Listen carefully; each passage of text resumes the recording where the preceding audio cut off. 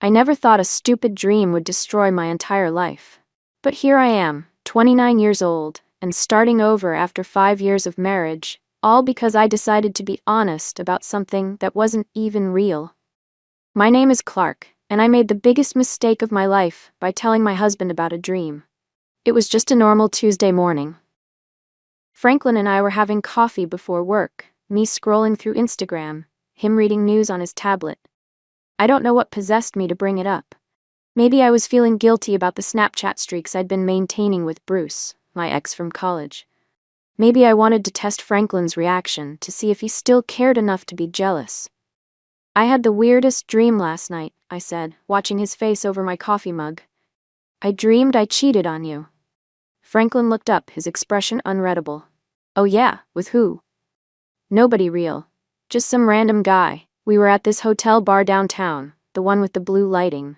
The Sapphire Lounge, I think it's called." I shrugged like it was no big deal. "Isn't that bizarre? I've never even been there." He studied me for a moment too long before asking, "Why are you telling me this?" That caught me off guard. I'd expected jealousy, maybe anger, not this calm question that somehow felt like an accusation. "I don't know. I just thought we should be honest with each other. It's not like I actually did anything wrong." I laughed, trying to lighten the mood. "It was just a dream." "Right," he said, then checked his watch. "I should get going. Early meeting today." He kissed my forehead before leaving, something he usually did, but something felt different, less warm, more perfunctory. I brushed it off as my imagination, but over the next few weeks, I couldn't ignore the subtle changes. Franklin was perfectly civil, helping with dishes, asking about my day, but the intimacy had vanished. He stopped reaching for me in bed. Our conversations felt shallow. When I asked if something was wrong, he'd say everything was fine, but his eyes would drift to my phone whenever it buzzed. I started to panic. Had my dream confession somehow damaged his trust in me? The irony wasn't lost on me.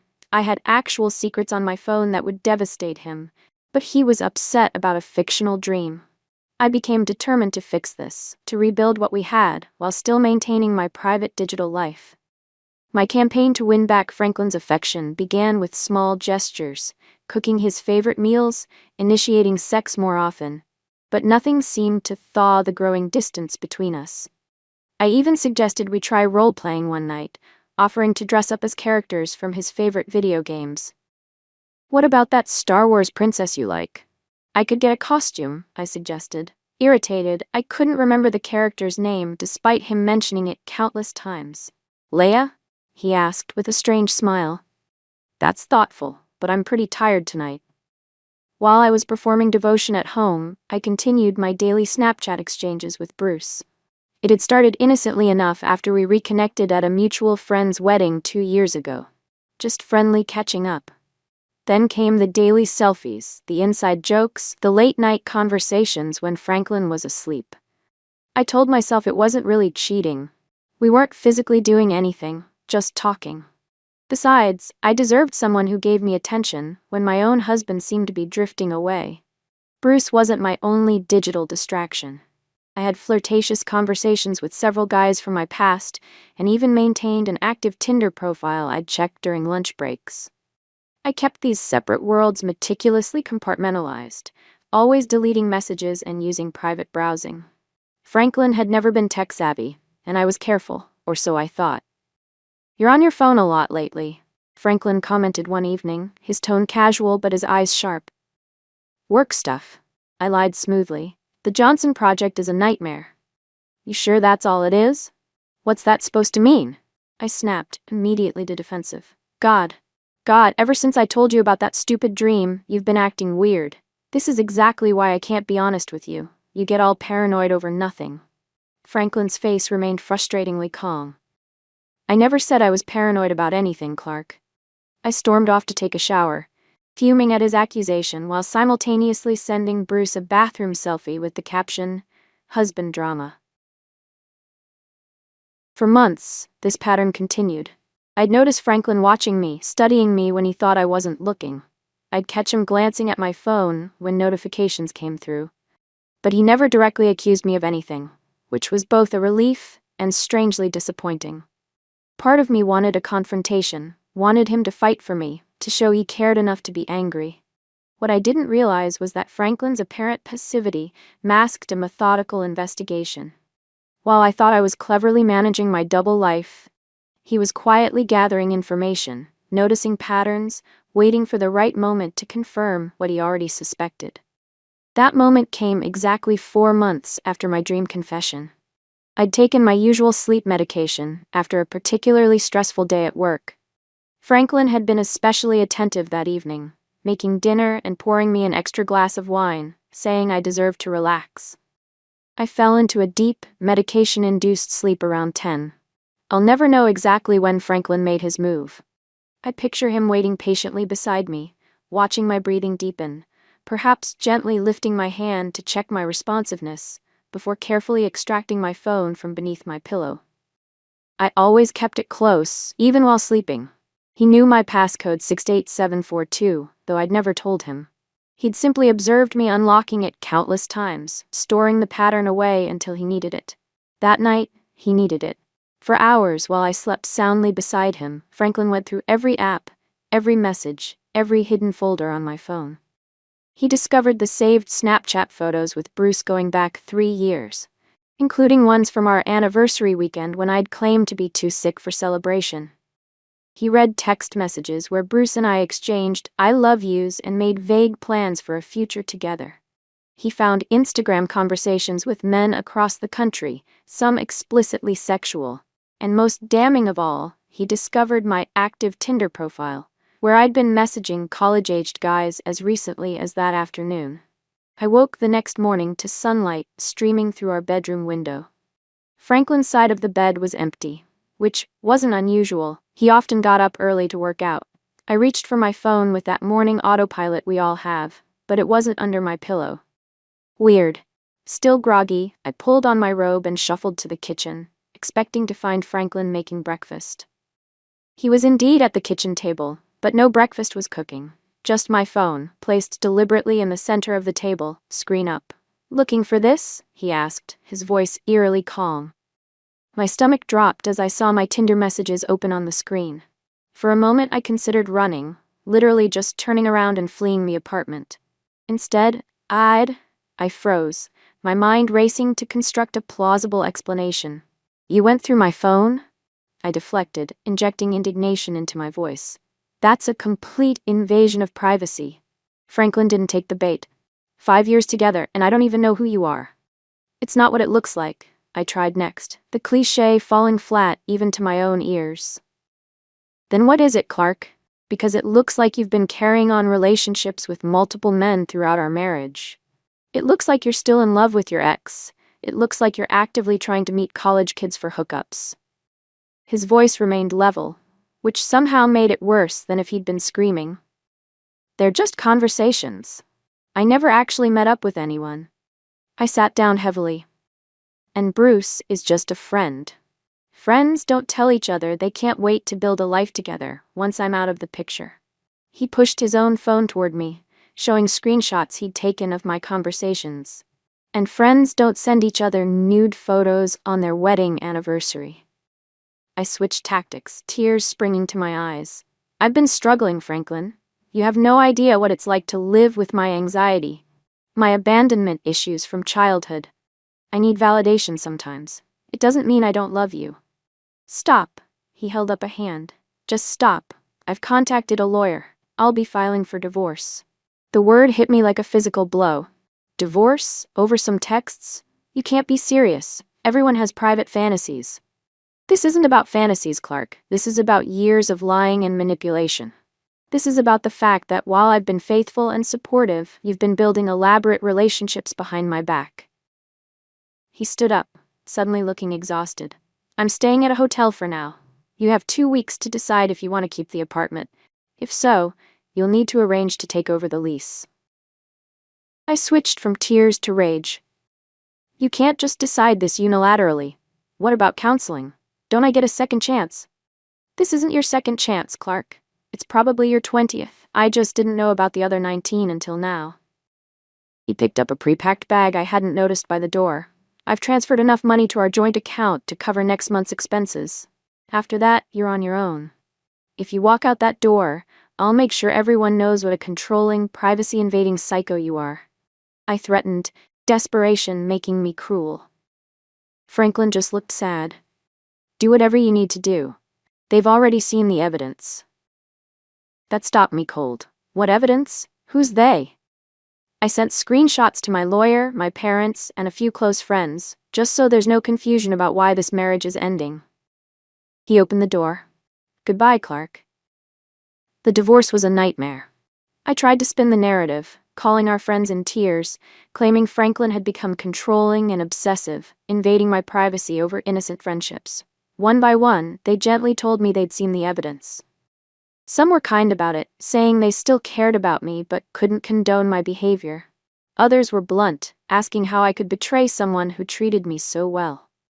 In the weeks that followed, I cycled through tactics with increasing desperation. I sent Franklin long emails begging for another chance. When he didn't respond, I threatened to take him for everything he had. I told mutual friends he'd been emotionally abusive. I even showed up at his workplace once, causing such a scene that security escorted me out. Nothing worked. Franklin had methodically prepared for this moment. He'd documented everything, secured his finances, and hired a divorce attorney who'd seen it all before. My own lawyer, a friend of a friend who took my case at a discount, kept advising me to accept the settlement offer. He's being more than fair, she told me after our third negotiation meeting. The property division is equitable. There's no alimony claim since you both work, and he's even offering to cover the lease termination fee if you decide to move. If we push this to trial, you could end up with less. But he violated my privacy, I insisted. He went through my personal phone while I was sleeping. My lawyer gave me a look I was becoming familiar with, a mixture of pity and exasperation. And a judge will see that as a husband confirming his well-founded suspicions of infidelity. Trust me, that's not the argument you want to make. In the end, I accepted the settlement, not because it was fair, it wasn't. I deserved half of everything we'd built together, but because I was emotionally exhausted and running out of money for legal fees. Throughout this mess, Bruce became my lifeline.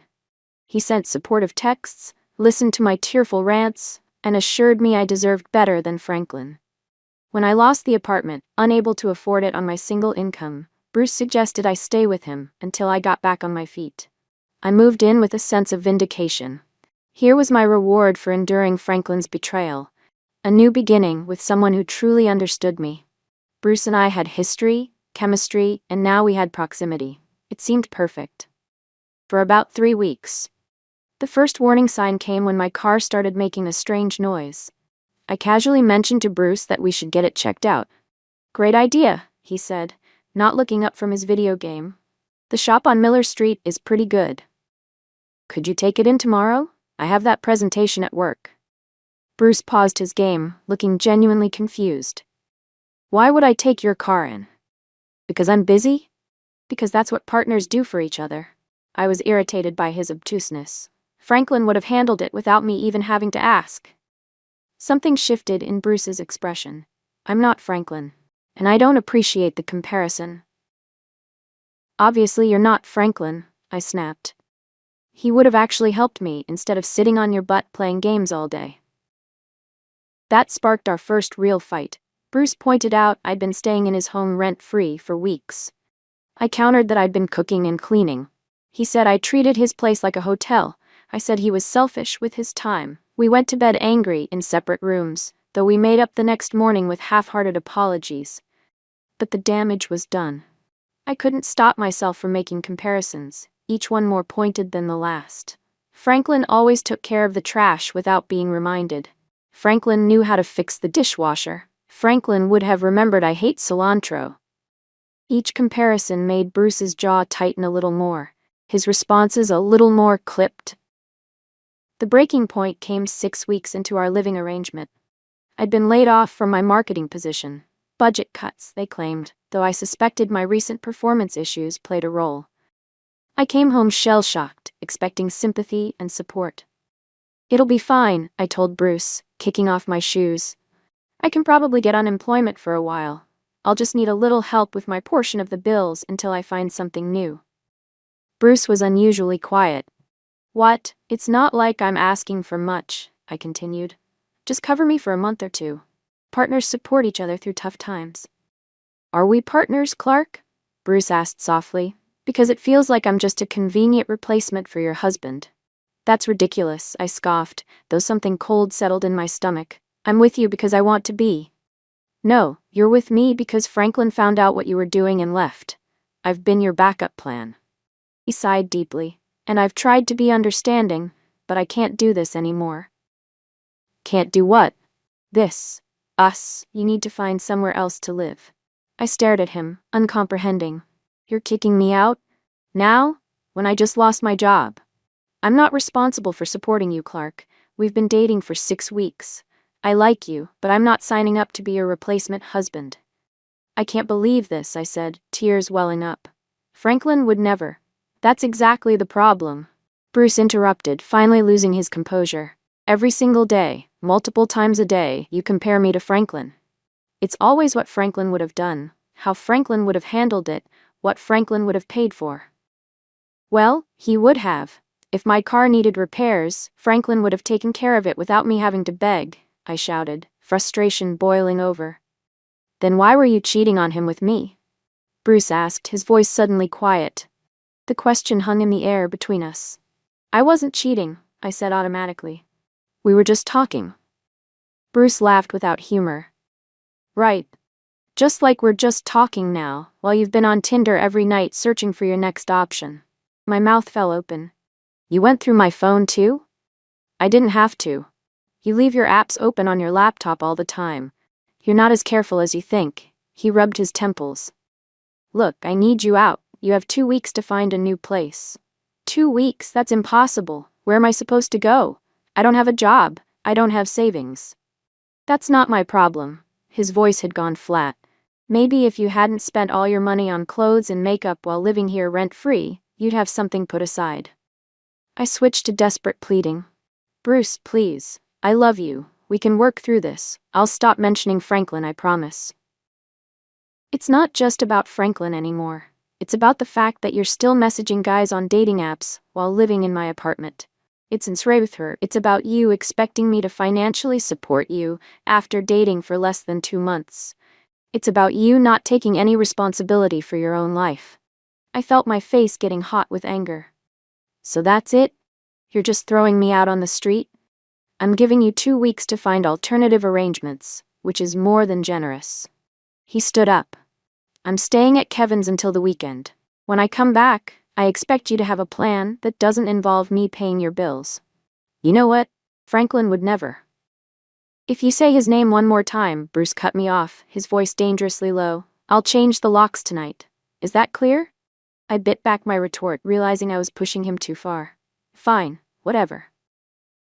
The next 2 weeks were hell. I called every friend I had left, but no one was willing to take me in. I applied for unemployment and started desperately searching for apartments I could afford on those meager benefits. Everything was either a complete dump or far outside my price range. In a last-ditch effort, I tried seducing Bruce the night before my deadline. I dressed in his favorite lingerie, made his favorite dinner, poured his favorite wine. For a moment, I thought it was working. He smiled, he relaxed, he seemed appreciative.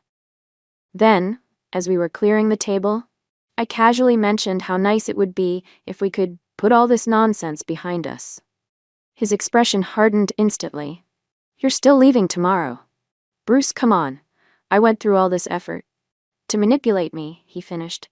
Just like you manipulated Franklin. Just like you manipulate everyone. Sex isn't going to change the fact that you're using me. I'm not using you. I care about you. You care about having a roof over your head and someone to pay your bills. He shook his head. I'm done talking about this.